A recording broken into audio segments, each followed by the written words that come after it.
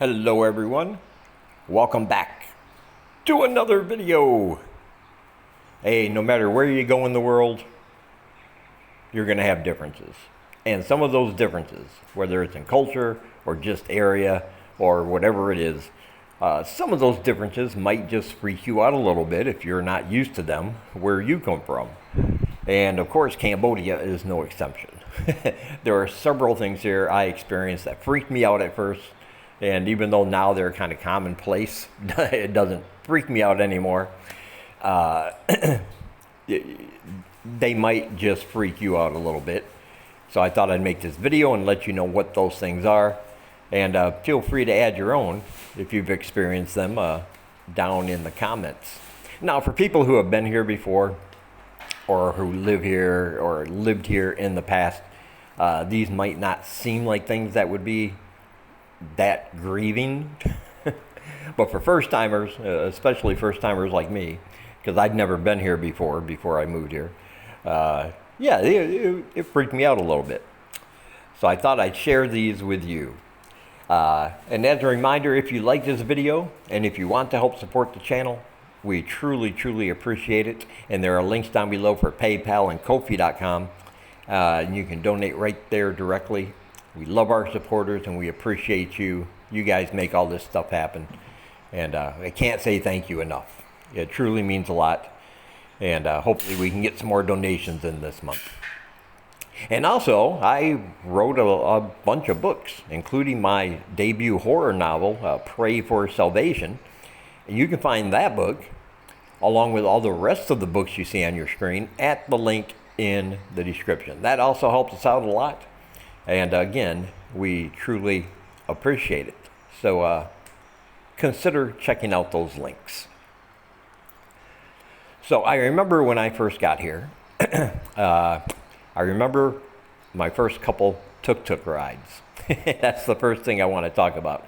In case you don't know, tuk-tuks are basically open-air carriages that you sit in while a person on a motorbike that's hooked up to this carriage drives you around town, and their goal is to get you to wherever you want to go as quickly as possible, even if that means doing things that might seem extremely dangerous. They just want to get you there quick so they can drop you off and get on to their next ride if they can find one. And these things have there's no safety harness, there's no safety belts back there, there's no doors on these tuk-tuks. And this isn't every single driver. I've come across some very conscientious, safe drivers. But a lot of times, maybe most times, traffic rules are abandoned in their effort to get you to where you want to go. We're talking going the wrong way down Highway 6, the main highway here, with motorbikes and cars and vans and other tuk-tuks, coming at you fast because your guy's going the wrong way and they're trying to go around you. They blow through intersections and stop signs and sometimes even stoplights without giving it a second thought. And the first couple times I was hanging on for dear life because I had heard about stories, and I still do, where these tuk-tuks have been broadsided or they have in fact lost control and ran off the road and hit something, and resulting in injury or death for the passengers. So it can be fairly freaky. Your first real tuk-tuk ride when this guy's just zooming in and out of traffic and riding the middle line with cars coming one way and trying to pass the cars going the same way, and very close calls, like one more inch either way and tragedy could happen. It does happen. Like I said, there are some safe drivers out there, though, that aren't really concerned about speed. But for the most part, my experience was, oh man, this is how I'm going to die. The first few times it freaked me out. But like everything else on this list, you get used to it after a while. It becomes part of the fabric of living here.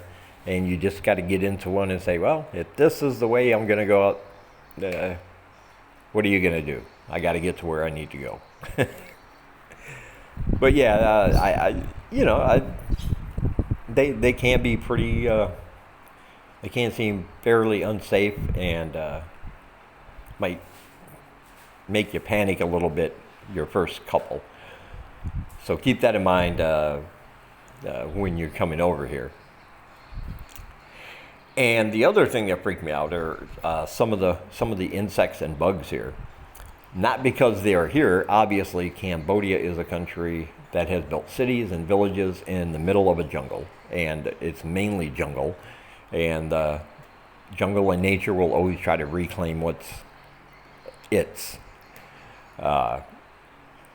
So yeah, you're gonna have bugs. You're gonna have insects. It doesn't matter if you how much money you spend on an apartment or a villa or even a high-rise condo in Phnom Penh. If you live in Cambodia, you're gonna get bugs. Now, if you've been watching me for a while, you know I'm a fan of bugs and insects. I love entomology. I love studying it. I love hearing about bugs and how they operate and how they work. And the fact that there is 1.5 billion insects on Earth for every single human being, that says it all. Even if you can't see them, you have bugs. It doesn't freak me out that they're here. What freaked me out at first was because I come from Michigan and we get normal size insects. And when I come here and started seeing some of the sizes of some of these critters here, it did freak me out a little bit. Especially, here they had these big, huge flying cockroaches. And where I come from, Michigan, we got those Germanic cockroaches. They're small. They don't fly. They just skitter around the floor trying to get out of your way. Now, the thing about cockroaches, of course, is that they're trying to avoid you. They don't want any contact with you, with humans. And they're not venomous, so you don't have to worry about that. But I remember I was laying in my bed. I didn't have a shirt on. And like I said, the ones here are huge. They're huge, and they fly, which I was not used to the first time I encountered one. And I was laying on my bed without my shirt on. The lights were off because I was reading on my phone. I didn't need the overhead light on, so it was dark. And all of a sudden I hear this sound, and it sounds like one of those RC helicopter units. That's how loud it was. Something was flying around in my room. And the next thing I know, something hits me right in the side of the face. And then it fell down to my chest, and I felt something crawling over me. So yeah, I freaked out a little bit and started, rubbing myself off, trying to get this thing away from me. And when I turned on the light, there was this huge, absolutely huge cockroach on its back with its little legs kicking, trying to get upright again. And I was just fascinated by that because I'd never seen one that big before. This thing was a giant. I could have rode him like a horse. Okay, maybe that's an exaggeration, but you know what I mean. And the thing that freaked me out was that I was not expecting it, because the thing is, these cockroaches are big, like I said, and their exoskeletons are so thick, and yet their wings are not. Their wings are really kind of flimsy and transparent, and so they can fly, but they're not very good, and they're not very coordinated at flying. They're not like dragonflies or regular houseflies, which are very precise, So they try to fly, they're trying to get away, but their weight and their balance just carries them off in directions they don't want to go. So yeah, it was flying around, probably trying to find a way to get out of my apartment, and just happened to find me right there with the light on, my phone light, and just bam, right into the side of my face, right into my chest. And that still happens sometimes with some of these beetles who also have the same problem, a lot of body weight and not a lot of coordination with flying. So yeah, that did freak me out the first couple times. But again, it's one of those things where, you just get used to it. I don't know how else. Not that you're still not going to be surprised when a strange bug out of nowhere just, slams into your chest while you're just sitting around relaxing.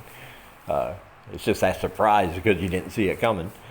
But But yeah, pretty soon you're aware of what's happening, so it's not as big of a deal. You just know you got to get a broom or, something to sweep it outside, let it go, let it be on its way, fly free little bug and all that good stuff.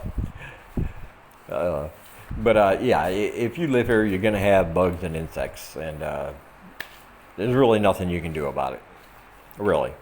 So keep that in mind, that it will probably freak you out. If you come from a country where you're not used to the size difference, yeah, that'll freak you out a little bit, and almost makes you think like you're living on one of those science fiction movies where the government has experimented radioactive waves on these insects and they grew to gigantic proportions.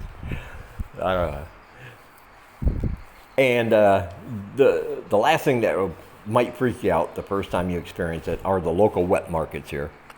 Again, if you've listened for a while, you know that I love the markets here. I love them. I love the hustle and bustle. I love this. They are controlled chaos. But the first time you go in, you are going to, the sights and the smells and the sounds you will experience are things you might not have ever experienced before. And it can be overwhelming at times to some people.